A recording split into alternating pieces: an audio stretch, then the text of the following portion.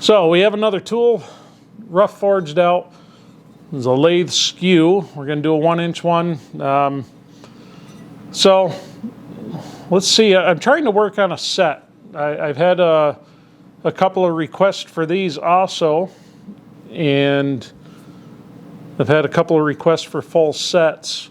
So what I want to do is get my own set built first, get the kinks worked out.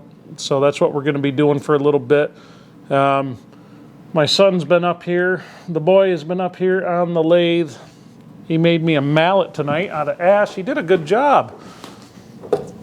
Pretty good for a 12-year-old kid just learning how to do it. I thought he did well, because he knows the old man goes through mallets crazy, and he wanted to use the lathe. I said, well, I showed him a picture. I said, why don't you try to make something like that, see how you do. And he did well, did very well. But anyway, that's what we are working on. We'll get this ground out.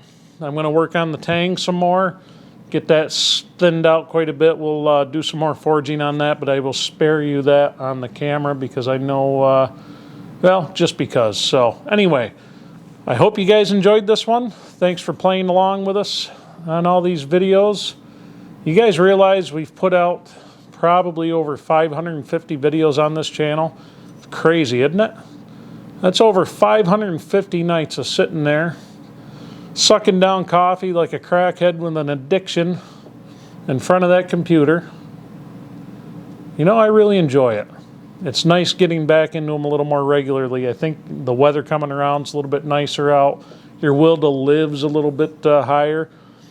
And right now, with everything going on in the world, it's a good time to spend a lot of time in the shop. So if I can get a stockpile of stuff like this going, start getting stuff made, we'll be in pretty good shape here. Sooner or later, folks, I will be working out of this thing full time.